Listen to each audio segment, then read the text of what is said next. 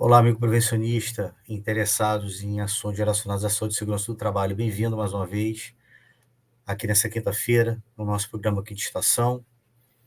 No quadro Hora de Serviço, nós finalizaremos esse conjunto de encontros que tivemos a respeito do programa de controles e perdas, e falamos sobre os acidentes, a importância da investigação de acidente e comentamos também que a investigação de acidente era importante para que a gente possa criar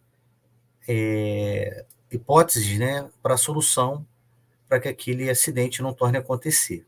Né? Então, é importante que a gente recomende em relatório, né, em documento específico, que a gente sugira, né, que a gente crie medidas de controle. Então, hoje nós falaremos então do acompanhamento dessas ações corretivas e falaremos sobre o modelo do queijo suíço, né, do psicólogo James Rison, também muito interessante, que pode servir como ponto de partida para criarmos aí os nossos métodos de acordo com cada realidade do meio ambiente de trabalho que a gente convive, né? Então, o acompanhamento das ações corretivas, né, são destinadas a controlar as causas identificadas, né, as mais importantes causas, né, de uma investigação. As organizações devem elaborar um relatório contendo um resumo dessas ações corretivas propostas nos relatórios de investigação e o percentual dessas ações corretivas atendidas. Né? Então, deve ser evidenciado a evolução em relação ao cumprimento completo ou incompleto daquilo que foi traçado como ação corretiva, né? Então, esse acompanhamento ele é fundamental, porque senão o documento ele fica morto. Né? É um documento que você vai colocar dentro da gaveta, vai deixar arquivado no HD e ninguém vai mais ligar para aquilo. Né? Então, é importante, né, após a elaboração dos relatórios de investigação de acidente, acompanhar todas as ações corretivas indicadas no documento. Como também calcular, né, o percentual dessas ações corretivas atendidas e as não atendidas. Então, obviamente que como já ocorreu um acidente, né, que foi o que startou, que deu início aí a todo um processo de investigação e culminou num relatório, já é sabido que esse acidente ele é possível acontecer, aconteceu e pode acontecer novamente se nenhuma medida for tomada. Então, é importantíssimo que esse percentual seja acompanhado e, obviamente, com a celeridade cabível, né, para que a gente mantenha um ambiente de trabalho realmente seguro e garantir também a tranquilidade, né, psicológica de todos os trabalhadores que presenciaram, né, ou vivenciaram um acidente dentro do seu local de trabalho. Eu trago aqui como uma referência, né, um relatório de investigação, um modelo apenas para fins didáticos, né, acho que cada um tem condição de criar o seu e, principalmente, criar esse documento em cima das necessidades e das condições de trabalho que cada prevencionista atua, né? Então, tem empresas que são mais, tem ramos de atividade que são muito mais complexos, possuem muito mais perigo. O acidente, às vezes, tem uma profundidade muito grande, um nível de conhecimento muito grande, foi explorado muitos conhecimentos para a elaboração do relatório. Então, essa complexidade ou não vai interferir, né, na construção desse relatório.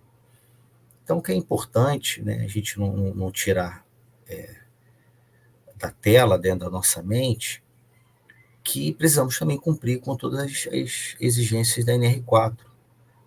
Então, é importante, né, a gente colocar a localização, a data da ocorrência, a hora, né, o setor, colocar qual foi o tipo de lesão, o tipo de doença identificado, como, por exemplo, colocar o nome do acidentado, qual parte do corpo que foi atingida, quais partes do corpo foram atingidas, né, o tempo computado desse acidente, a natureza da lesão, a fonte da lesão, a ocupação, o cargo desse trabalhador, desse número, conjunto de trabalhadores, né?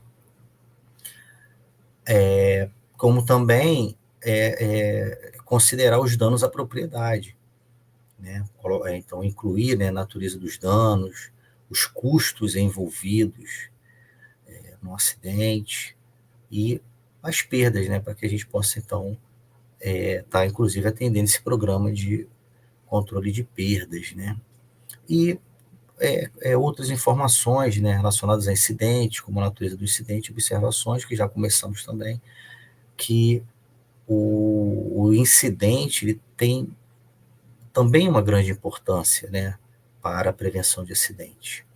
Então, é importante que a gente coloque o potencial de gravidade de perda, né? Coloquei aqui grave, sério ou leve, mas como um ponto de apenas como um modelo, né? É uma ideia, né? Uma semente. E aqui talvez caberia a inclusão daquela metodologia que traz a NR1 no PGR, principalmente na NR3, tá? Quando fala então de risco grave iminente.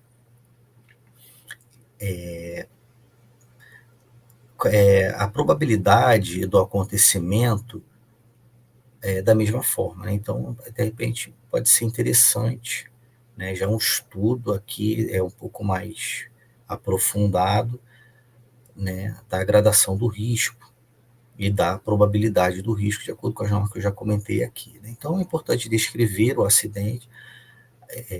Conversamos também a respeito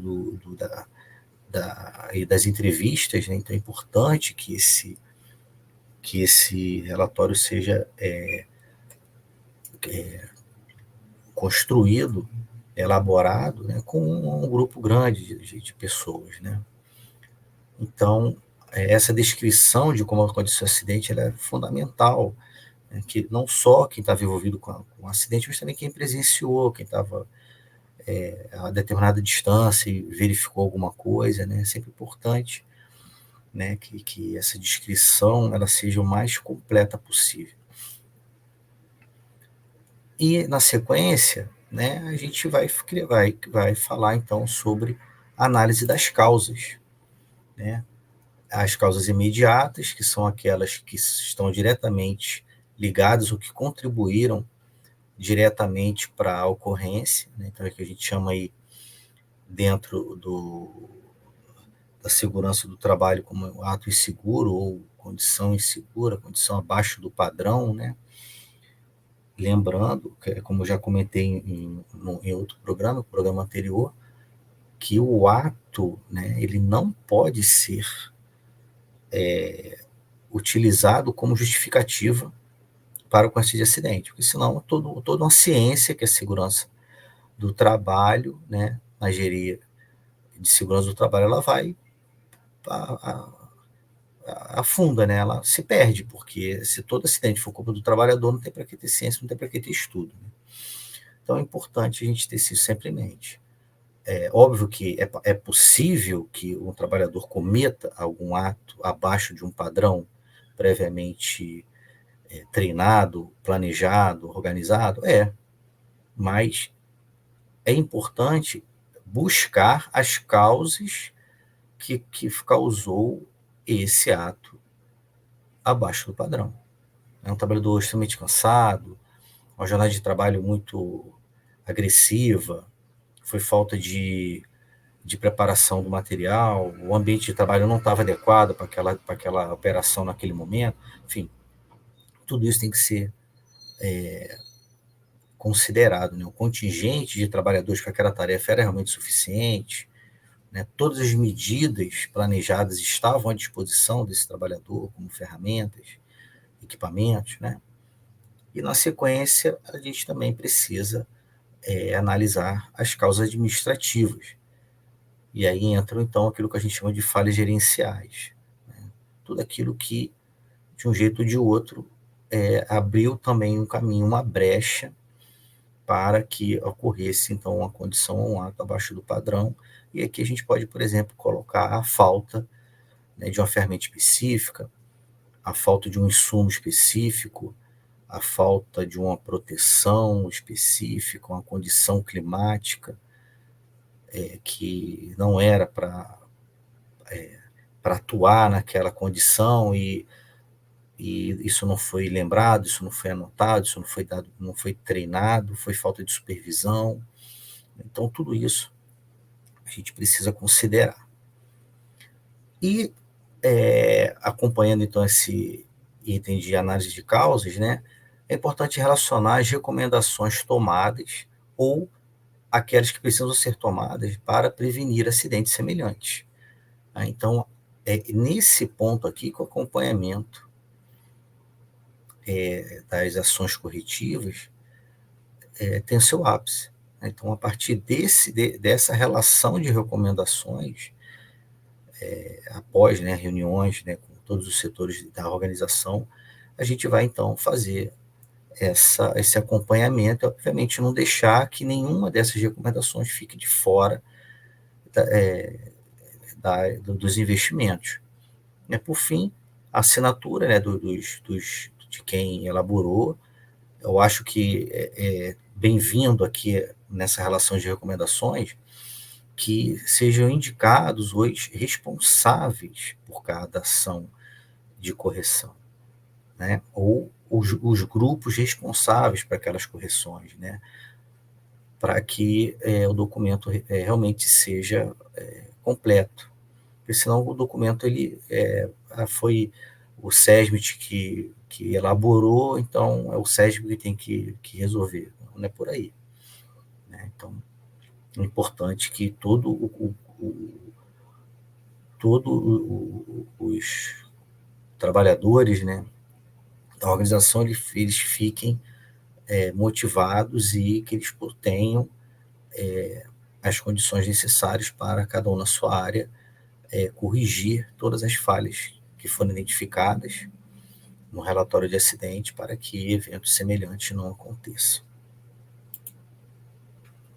Como comentei, né, no início do nosso encontro, eu trago para vocês aqui o modelo do queijo suíço, né, apelidado dessa forma, elaborado pelo James Reason, né, que, em complemento à teoria do Frank Bird, né, sugere estudos, né, voltados à análise dos fatores que levam ou contribuem para a ocorrência do acidente. Dentre muitos, né, trago para vocês aqui, então, destaco esse registro, né, desse modelo idealizado, realizado por James Reason. Né? Então, de onde, como eu já comentei, né, o James Reason ele é psicólogo da Universidade de Manchester. Ele deu um novo conceito ao domínio proposto por Frank Bird em relação à sequência dos acidentes. Ele propôs um modelo de análises na década de 90, chamado modelo Reason, concebido através dos seus estudos na indústria aeronáutica. Ele propôs a existência de falhas latentes e falhas ativas. Então, segundo o Reason, as falhas ativas são falhas ocasionadas por uma ação equivocada ou uma falha de ação do indivíduo que se acredita, por essa razão, ter ocasionado o acidente.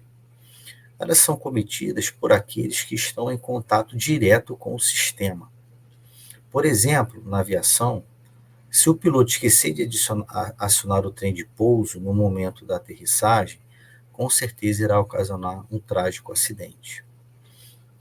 As falhas ativas, portanto, consistem em erro ou violação cometidos pela linha de frente da operação e produzem efeito imediato. No início dos anos 2000, na segunda metade dos anos 2000, né, lá para 2007, acredito 2007, 2006, 2007, ocorreu um acidente aeronáutico e Esse evento, o avião ele evadiu a pista, quebrou o muro do aeroporto, atravessou uma rua marginal ao aeroporto e colidiu com um posto de gasolina. Né? Então, foi um acidente gravíssimo e trouxe à tona muitas questões. E, obviamente, que esse acidente envolveu não só as entidades públicas, como também as privadas, né? Os operadores de aeroportos, a companhia aérea, a empresa da bandeira do posto de gasolina, né? A empresa que constrói a aeronave. Então, muitos trabalharam em conjunto para, enfim, descobrir o que aconteceu e, obviamente, resolver qualquer falha, qualquer anomalia que trouxe, né, esse evento para que não acontecesse novamente. Se não falha a memória, o que aconteceu foi uma falha que culminou num treinamento equivocado, né, dos comandantes das aeronaves. Então, tinha uma determinada operação que precisava ser feita no momento da aterrissagem e aquilo, essa informação, dentro de uma tradução para o idioma nativo, ela ficou subliminar, né? Ela não ficou muito bem compreendida ou ficou suprimida, enfim, ficou com com poucas informações suficientes para, né, levar isso a treinamentos rotineiros e aconteceu esse acidente. Então, me veio, né, agora como exemplo, né, que foi um exemplo aqui no Brasil, né, foi um exemplo que não tão recente, mas também não tão, né, antigo assim, né? Talvez tenha menos de 20 anos esse acidente.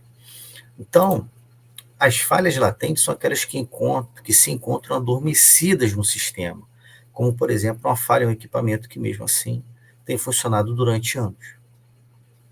As falhas latentes são derivadas de decisões tomadas nas esferas gerenciais e organizacionais, pessoas separadas das interfaces imediatas do sistema, tanto no tempo.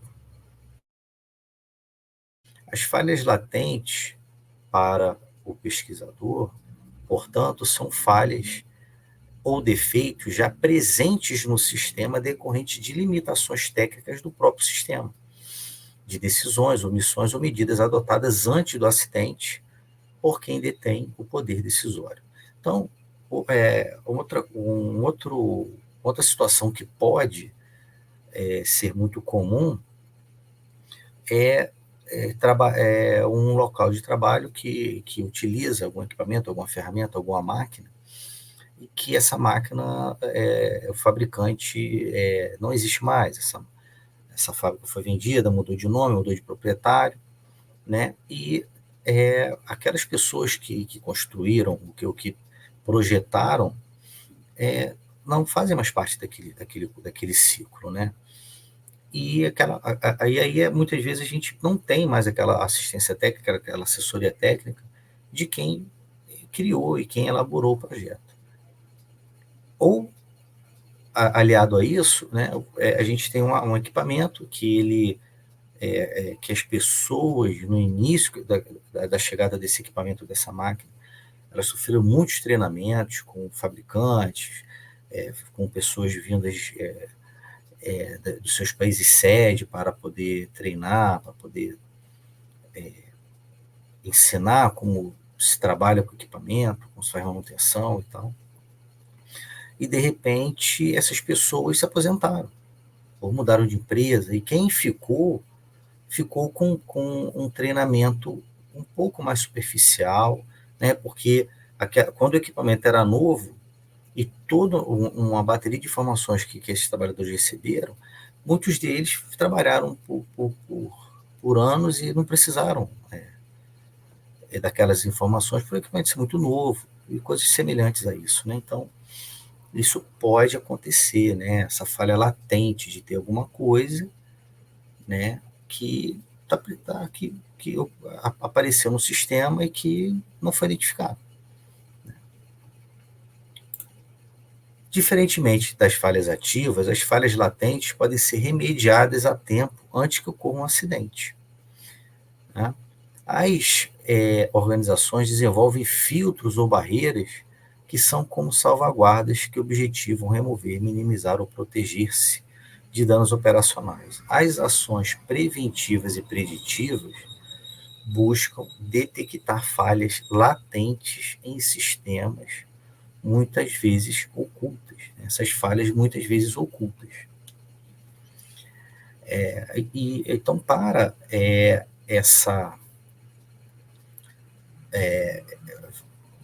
esse desenvolvimento, né, de busca, né, de detecção de falha, ela precisa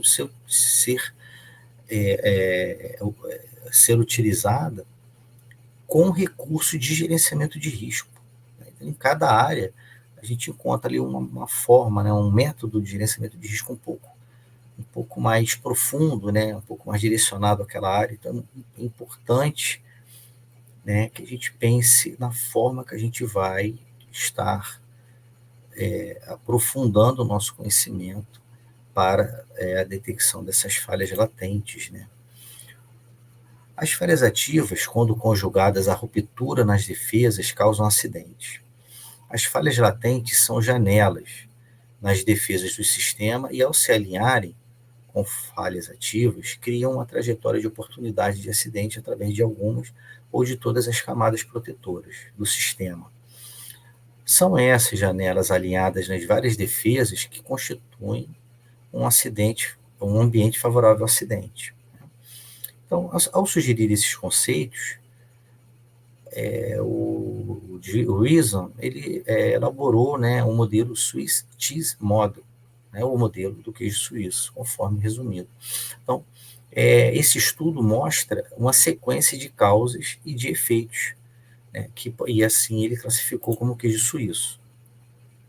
Nessa sequência, o perigo é representado por um feixe de luz e as falhas são representadas por furos nas barreiras, né? Por falhas em barreiras, havendo então sucessão de falhas no processo de trabalho e estando essas falhas alinhadas de forma a que o feixe de luz possa atravessar todas as barreiras de um processo. Há então a combinação das falhas no tempo e no espaço necessária para a ocorrência do acidente. Então, podemos ilustrar de acordo com as imagens abaixo, né? Então, tem uma atividade, né? E essa atividade ela possui várias barreiras para evitar o contato da energia com os trabalhadores, né? E quanto mais barreiras, nós estaremos mais protegidos. Só que cada barreira dessa, ela também precisa de ser atualizada, ela também precisa, né, ser estudada para que não haja falhas no próprio sistema. Como comentei, né, de forma ilustrativa, os trabalhadores eles vão mudando de cargo, de função, vão se aposentando, vão chegando novos, as máquinas, os equipamentos de trabalho vão ficando mais ficam ao longo do tempo, né, vão sofrendo mais desgaste, e é importante que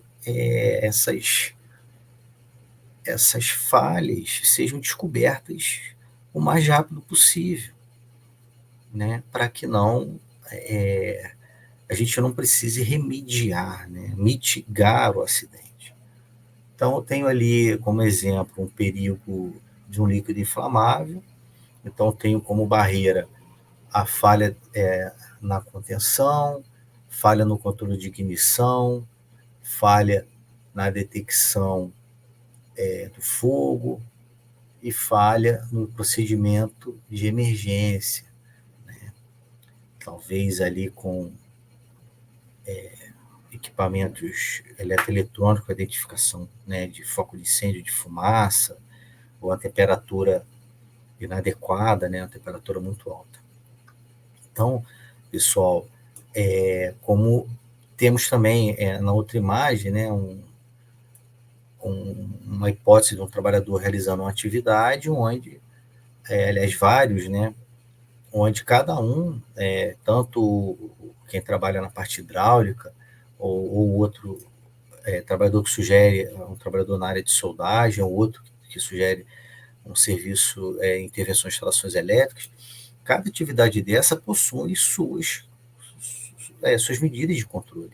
Essas medidas de controle precisam ser revisadas constantemente, estudadas, para que essas falhas elas não aconteçam, né? Ou que a gente consiga ir ao longo do tempo tornando essa barreira mais robusta.